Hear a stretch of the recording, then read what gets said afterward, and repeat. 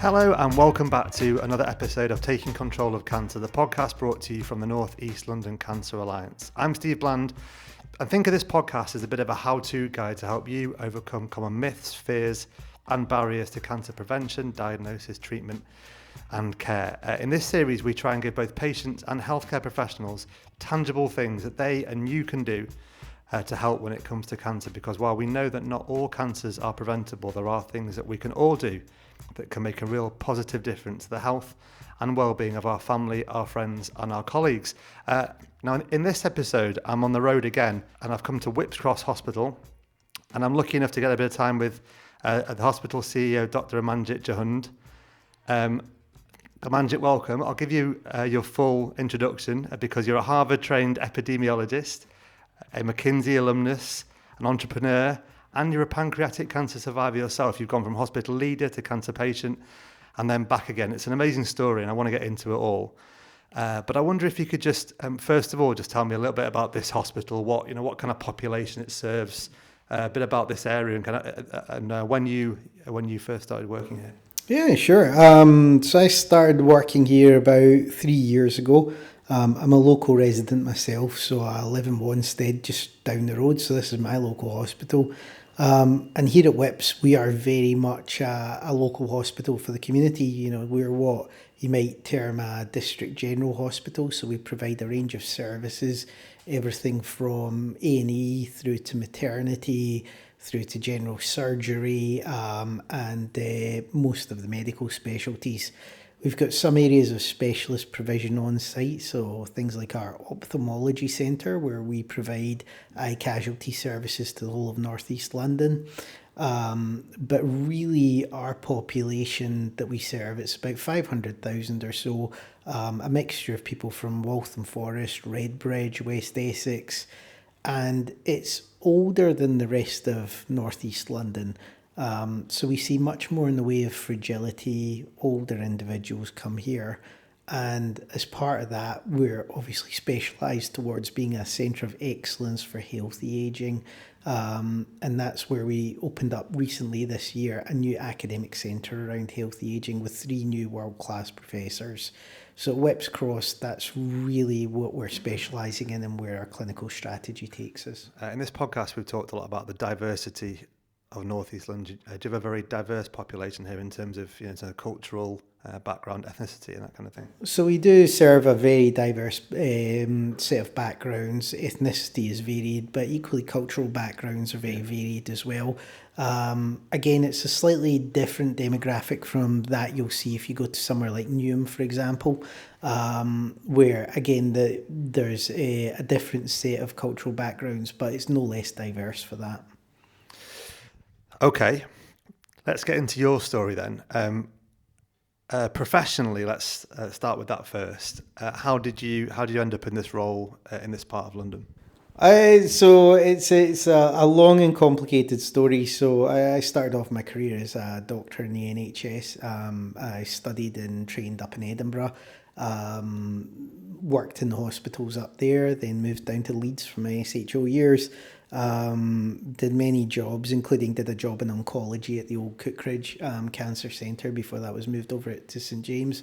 And I then left the NHS, became an entrepreneur for a while, became a failed entrepreneur, which is a fun journey to go on. Isn't every entrepreneur a failed entrepreneur as well? Don't you have to fail to succeed? I think some of them fail with a bit more money than I did, but there you go. Then went on an interesting series of kind of journeys from stood for Parliament a couple of times for the Labour Party in 2010 and 2015.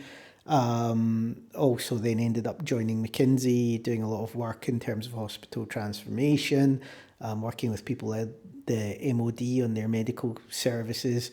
But when I lost the 2015 general election, made the decision that I wanted to move back into public service.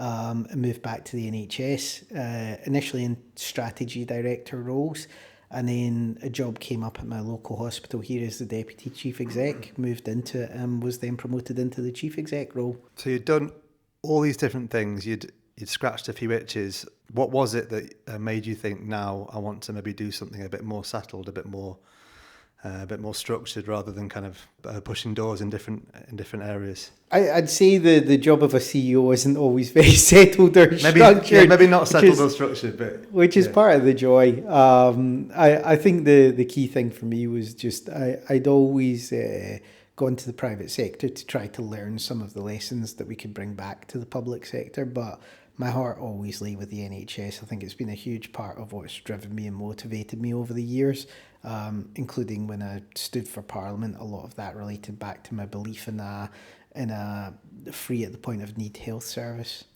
What were the big lessons then that you learned in this kind of journey through entrepreneurship and elections and that kind of thing? What were the big lessons that you learned that you then brought back into this role?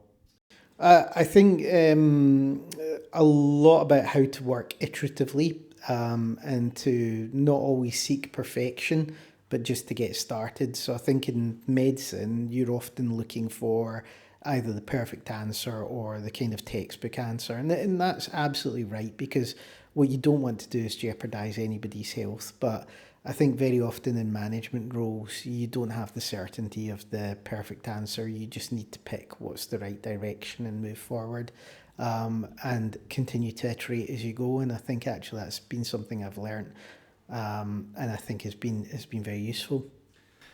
So let's talk about your own kind of cancer experience then. At what stage in your career did that happen? So that happened about a year ago. So it initially happened, I had a little bit of chest pain. I was checked out by the team in our A&E here, and they did the CT scan just to check that there was no hint of an aortic dissection. And when they did the CT scan, there was something picked up around my pancreas, and they initially thought it was just a splenonculatus. I had an MRI. And just a what, sorry? An MRI. No, what was the first word? Splenonculatus. What does that mean? It means a slight outpouching of the spleen into the pancreas. Okay. So it was thought to be quite innocuous. Yeah. It can occur anatomically for many people, but still it went through an MDT approach, and I was then offered the option of having a red cell scan at the Royal London, which is a nuclear medicine scan, to check what this was. That was very much offered on the basis it was probably a splenonculatus, probably nothing to worry about, but did I want to have it? Yeah. There's obviously radiation exposure, there's risk to everything, but I decided that, being relatively young with young children myself, I wanted to know for sure what this was. Yeah. So I had the red cell scan, and it turned out it wasn't a splenonculatus. Yeah. It turned out to be a pancreatic neuroendocrine tumour. Luckily, when all of the biopsies and all of the PET scans had been done, it turned out to be grade 2, stage 2, so absolutely suitable to be operated on and taken out. But I was lucky enough it was caught early enough that was the case. Talking about the scan that you've just been talking about, was there a temptation not to have it, and how do you kind of reflect on, that sliding doors moment of when the cancer could have been left undetected? So for me, I was never tempted not to have it. I always understood that, look, with any radiation exposure, there's risk, right? Whether you have a simple X-ray or you have a CT scan, there's radiation. So we're always very careful not to inappropriately scan people. But when I was offered the option, I thought the right thing for me to do was to have peace of mind. I'm really glad I did that. I think people did try to reassure me that this was probably a splenonculatus, probably nothing to worry about. But I think there's nothing quite like having certainty. So for me, it was really important to do that. And it felt like a no-brainer of a choice, really, when they offered me the option to take it.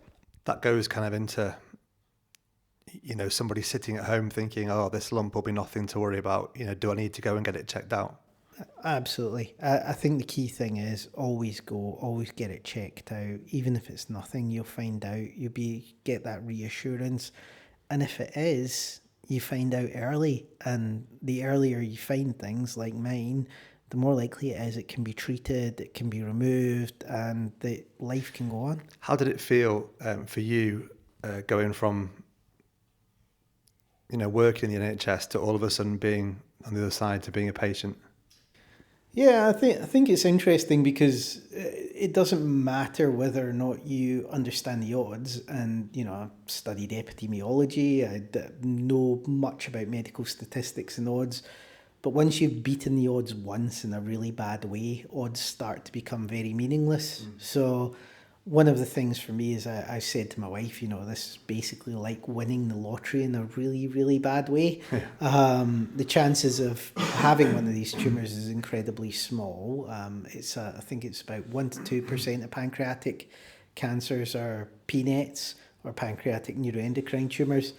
Luckily, they're slower growing, but it's just one of those things. And I think when you beat the odds once in a bad way, then when it comes to everything else and everybody's telling you about the odds of survival of operation and things like that, and they're all good, but you can't help but think I've already beaten the odds badly once. What's to stop me beating the odds badly again? So I think that does change your perception, actually, and it changes your view on the way that we communicate and how we kind of try to reassure patients and what works and what actually doesn't when you're worried. I think the other interesting thing for me was my journey was quite interesting in that I obviously had the MDT, which had thought that it was splenunculus. I had the red cell scan. Everything was moving quite slowly at that point.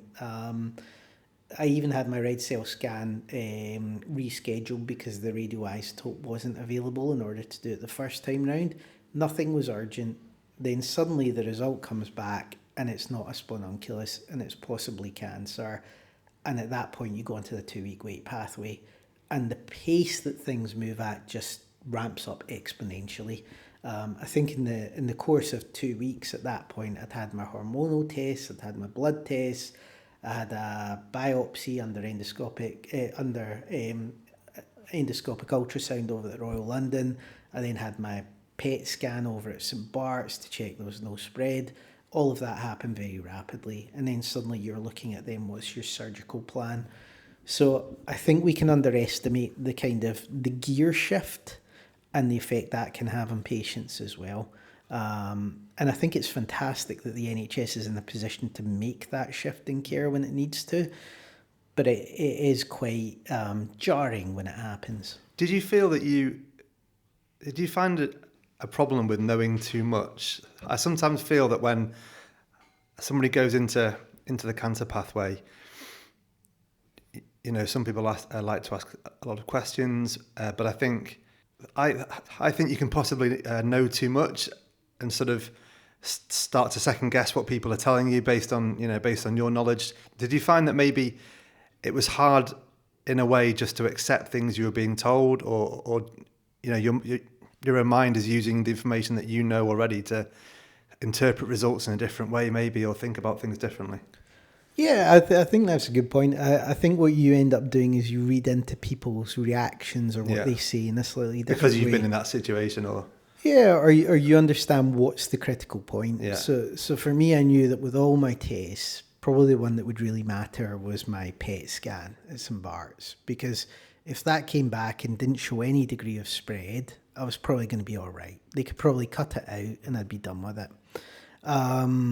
And I remember going in for that scan, and you go in, you have your scan, the radiographers are obviously there behind the screen, they're seeing it. They're not reporting it at that point because then it will go to a radiologist to be reported, but they've seen vaguely what's going on inside of you. And I'd had a chat with the young lady that had been scanning me before I went in, so she knew my background, she knew why I was there. I was there for a staging scan. And as I was leaving, she said to me, "Good luck." And I found myself thinking, why is she saying good luck? Has she seen something that I don't know about? Oh dear. And she was just being polite and nice. Yeah. But these things, they do weigh in your mind. And Yeah. you do find yourself thinking, hang on a minute, what do they know that I don't? Have they seen something? Do I now need to be worried? Yeah. And I think you can really underestimate the kind of effect, especially as a medical professional, just the small words can have with people. Oh, hugely. I can remember that, from my own experience with my first wife, Rachel. You read everything into every little interaction, don't you? Every word, every facial expression that you see in a in a consultant's office or a waiting room, everyone that looks at you, where you're placed in the order of being seen over the course of a day, you read everything into everything, and often, it doesn't mean anything. It's just things that you are looking for signs, good or bad, aren't you, to try and give you some indication. You talked about all the different sites that you were seen at, Whipps Cross, Royal London, St Bart's. How did you find it all working together, the whole system working together? I actually found it completely seamless. I don't just say that because I'm a member of the board at Barts Health. It genuinely was. Yeah. And for me as a patient, I noticed no difference. What I thought was phenomenal was the fact that I had my blood tests, my hormonal tests here at Whipps, which was very easy for me to do. But when I needed access to the specialist scanning equipment at St Bart's, I had my appointment there. It was really easy. And all of the results were collated, in one place. The MDT involved experts from across all of the hospitals looking at my results, deciding what the right course of action was.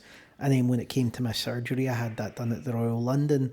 And so, again, I couldn't fault it. I think the care, but the coordination of the care particularly, was superb. Do you think you were a good patient? I sometimes think that people who work in the NHS, I imagine they sometimes might make difficult patients, because I know we take my wife works at the Christie, and we've been into hospital with our children a few times, and I hear her asking things that I can see the nurses or whatever looking at her going, you work in the NHS somehow. And I wonder if that makes it easier for them or more difficult for them. It's interesting. I think my wife would probably say I was probably too good a patient at times. And she found herself advocating for me, especially when I was an inpatient. And I think her view was that I was too reticent to put forward problems because I almost didn't want to kind of bother my colleagues, as it were. And I think that was interesting as a kind of learning point, because again, you're probably focused on the same things that they are, especially in that post-operative recovery period. So where are you now in terms of the cancer? You had the surgery, but then what's happened since? So since I've had various scans just to check. I'm under surveillance. So I had a CT scan maybe about a month or two ago, and I've got an endocrinology follow-up next week at St Bart's, and I think I'll just be under continual surveillance. So there'll be scans moving forward, continued follow-ups. But as I say to people, I'm still more likely to die crossing the street than I am from a recurrence, quite honestly. So you went through all your appointments, surgery, treatment, and then you came back here with, I presume, a load of things that you'd picked up as a patient, both good and bad, maybe, that you could take back into your role here. Yeah, absolutely. And I think part of it is reflecting on where there is good and bad, but not just relying on your own experience either. Yeah. So I think for me, what was really interesting was where there were things that I'd experienced that potentially triangulated with experiences of other patients. And that gives you an insight into the kind of areas where we've got to do work to improve. But equally, I think it does help to kind of realise where there are strengths as well in the organisation, and then to think about how can we build on those moving forward. So what were the kind of big work-ons then, the kind of big things you came back with on your to-do list when you're in your hospital bed, you're thinking, that's just happened, or this has just happened, I'm gonna go back and sort that out? Yeah. So I think it's not quite what am I going to go back and sort out, but I think there's thematic points about that you want to take back and really focus on.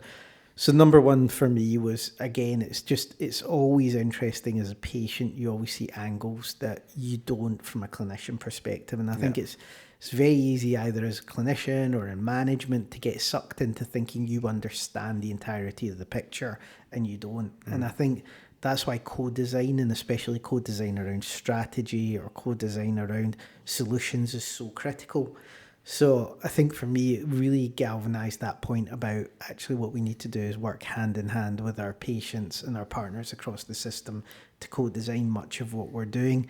We're very lucky here at Whipps in that we've got a very good patient panel, but there's always more we can do with that, and there's more that we can do to kind of make sure that's truly representative so that we're getting the right voices and the right input, but then to really get them involved in the work that we need to drive. They've been fantastic in terms of helping us with many of our innovations, whether it's the Academic Centre for Healthy Ageing, whether it was getting our first ever surgical robot last year, but there's more we can do with that. I think it also, I was lucky enough to have my resection done under a surgical robot as well at the London, and it gave me a huge appreciation for the improvements that makes around length of stay, recovery time. I found myself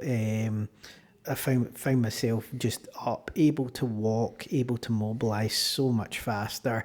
I'd always been committed to getting a surgical robot for whips, and the fact we got one prior to me even finding out about the cancer was great. But I think even then, since then, it's made me even more enthusiastic about expanding that approach and continuing to work with partners. And I was really pleased that I got to go along with Intuitive to Downing Street to talk to the Cabinet and others about, my experience of surgical robotics. So I think, again, just continuing to push for the technological advances that are going to really benefit our patients is key to me.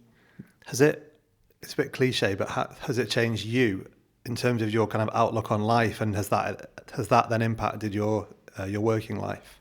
I think it does change your outlook on life. I think as human beings, we're always looking to the next thing a little bit, whether that's the next holiday or the next weekend or the next job or whatever it is. There's a little bit of kind of future gazing we all do to a greater or lesser extent.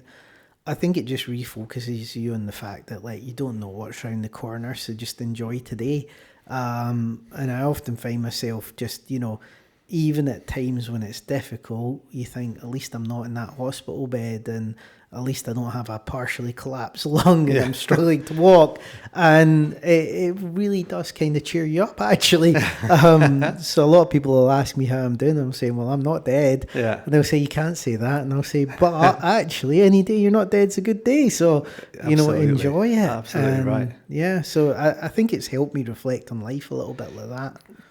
You obviously wouldn't, wish your experience on any of your fellow NHS leaders, but is there a way that maybe we can get, more understanding of the patient experience into, leadership? Because I think it is such an important thing, and I think it is the only way to actually get it is to be there, isn't it? Obviously, we don't want people to go through these situations, but it is such a valuable thing.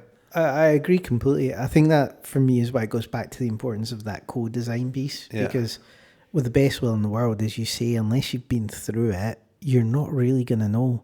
So there's something about making sure that the patient voice and that patient experience, and also the relative's voice, the carer's voice, all of these things are heard as we're looking to improve our services. And I think it doesn't matter as an exec or a CEO if you've been through that, if you're genuinely listening to patients, because then you will hear about the experience.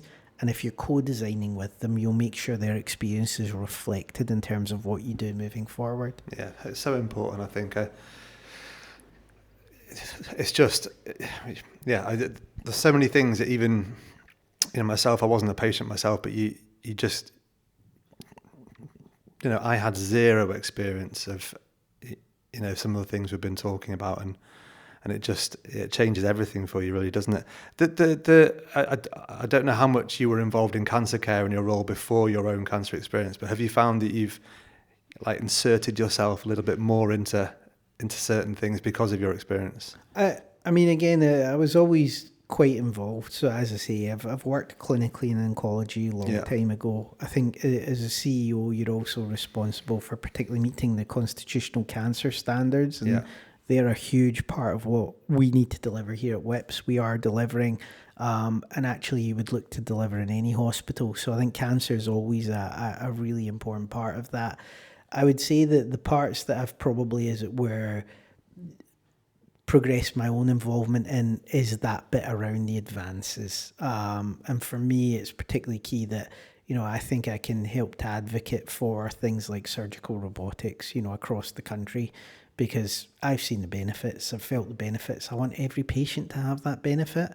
But equally, as we think longer term, I think there's huge opportunities opening up around cancer care with the application of machine learning, both to new discoveries and treatments, but also how we do things like we detect tumours earlier through, machine learning approaches to radiology reporting, for example.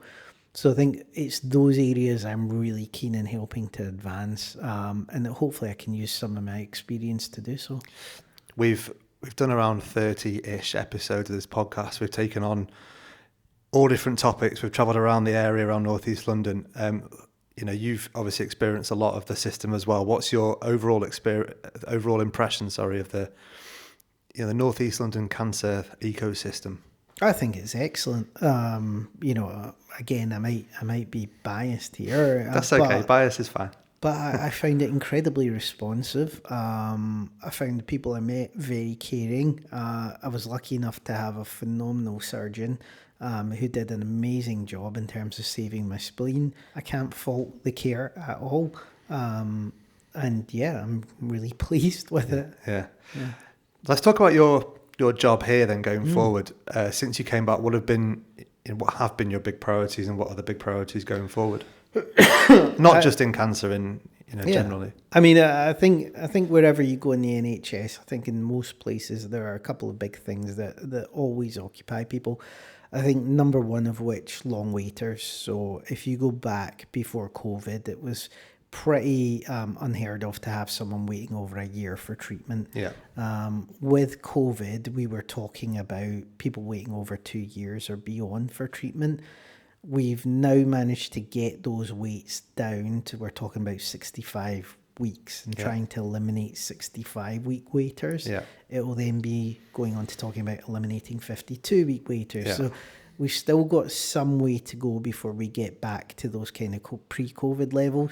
And that's really critical, because behind every one of those stats, there's a patient at home waiting, sometimes in psychological distress or physical pain, who needs that treatment. So that has to continue to be a real key focus for all of us. And I think for the government as well, that's going to continue to be a real focus.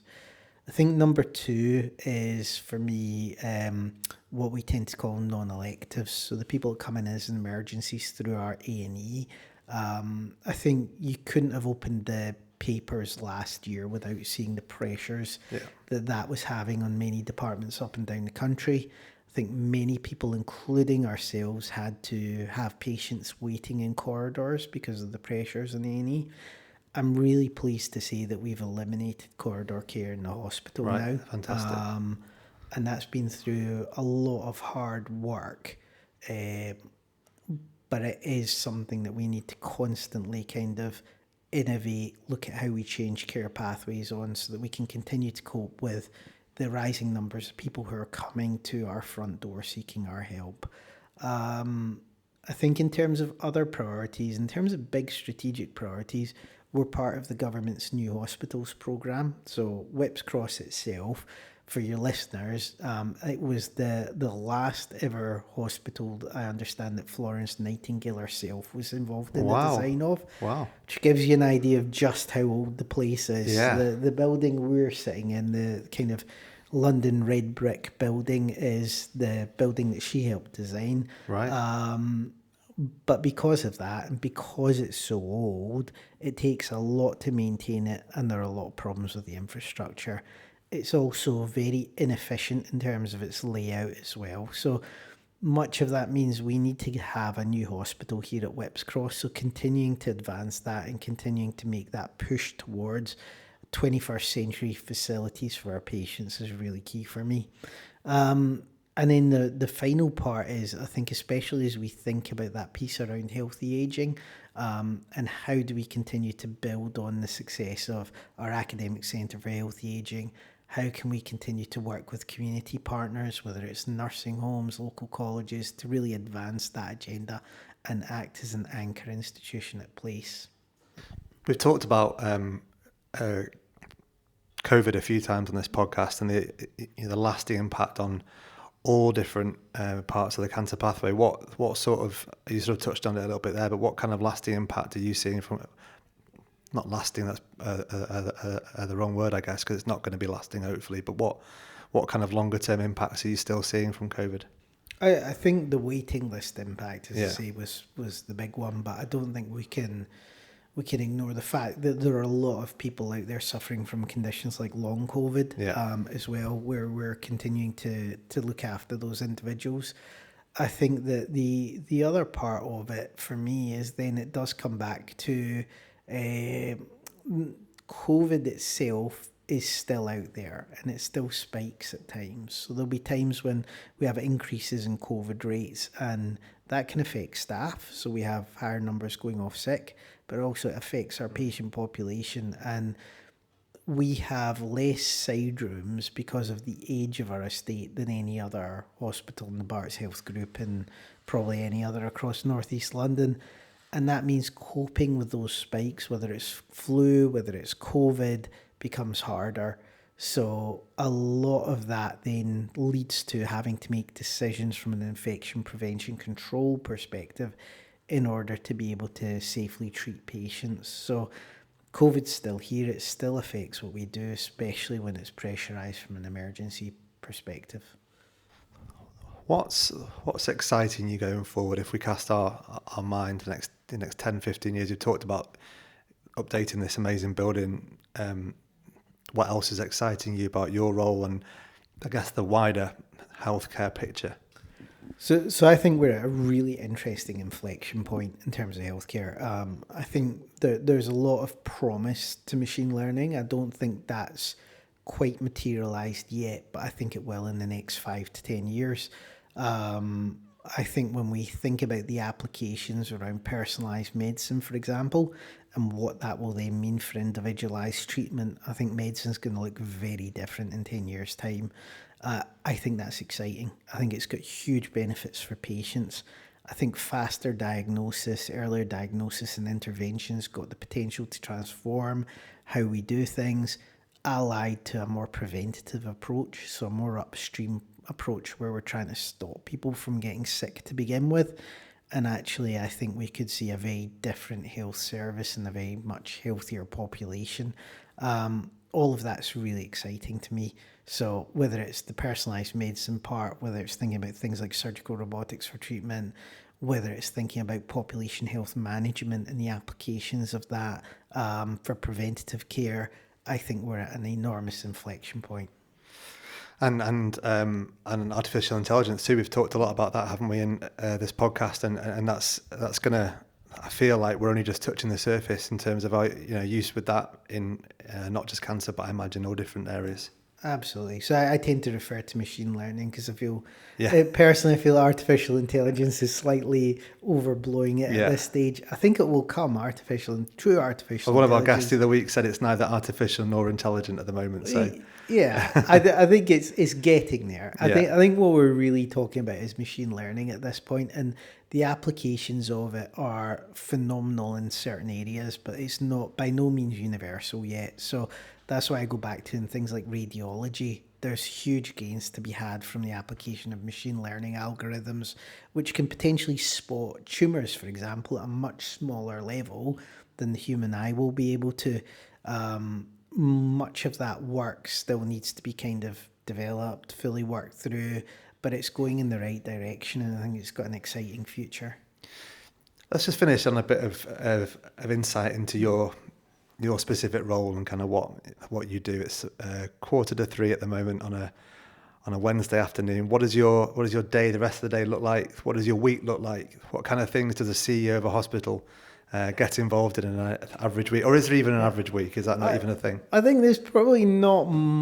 There's some meetings that crop up with regularity. So tomorrow afternoon, for example, we'll have our hospital board where we spend pardon me, about 4 hours or so going through everything from our A&E performance through to where are we in terms of our workforce metrics, things like recruitment, retention, right the way through to talking about things like our financial position, and then we'll talk about development pieces as well. And that will be with my entire senior leadership team and our divisional directors who are our senior clinicians in the hospital. we do that every single month, and that's really a kind of large set piece, but the rest of the time is very variable. So this afternoon, for example, I've got some potential partners to talk about the new hospital build, and they're coming over. We're going to do a site tour. We're going to talk about how we can potentially work together in order to do that and realise that.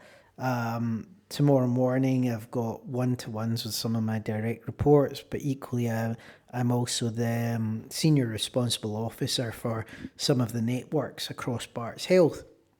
So urology and gynecology, for example, the networks for those across Barts Health sit with me. So I'll be meeting with the team tomorrow to go over where are we against our plans, what are the difficulties, issues I can help to unblock, all of these kind of things. So yeah, it varies. And then Friday I've got off to spend with my kids. So yeah, it's looking like a good week. You need that work-life balance. I imagine there's a lot of your job, not firefighting, but you have to react to things and deal with issues that crop up.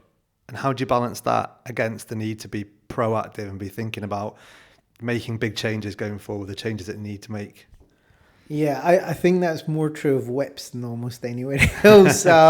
Just again, there's always an issue because of, again, I go back to the age of our estate. So things do happen here that don't happen in other hospitals that are potentially more newer in build. But again, that's part of the job. So ultimately, you have to deal with what's in front of you in terms of if there's a problem, if there's an emergency. Of course, you deal with that first and foremost. I think what's really important is having a really good team, and I'm very lucky I've got an excellent team around me. So being able to delegate much of that so that then I can work, for example, with our redevelopment director on some of the strategic parts like the new hospital is really key. And it's a constant challenge, I think, in any leadership role, is that part around making sure that you're keeping the day-to-day business running, but you're carving out enough time to think ahead and you're carving out enough time to do the strategic developments. Because I always say, look, our clinicians, they come to work, they do a fabulous job, but what motivates them is the innovation. Yeah. And if we're not doing that and not thinking about it, we will lose their motivation. And not only that, but then the care we provide will start to fall behind the level that we should be providing to our patients. So I see it as a critical part of the job to carve out that time and think about what's next. How can we advance care? How are we going to make those changes? Or what's the next piece of equipment we need to think about investing into? It's all part of the job, but it's a great part of the job. And finally, you're not going to have another bash at being an MP. You've had 2 goes. Is that all done with? I have no idea what the future holds. I think, like, to be honest, I'm enjoying being a hospital chief exec right now. I think you get to give a lot back in these roles, and they're really rewarding and fulfilling. For me, I've had a phenomenal time here at Whips. It's my local hospital, so what I do here, it doesn't just affect the local population.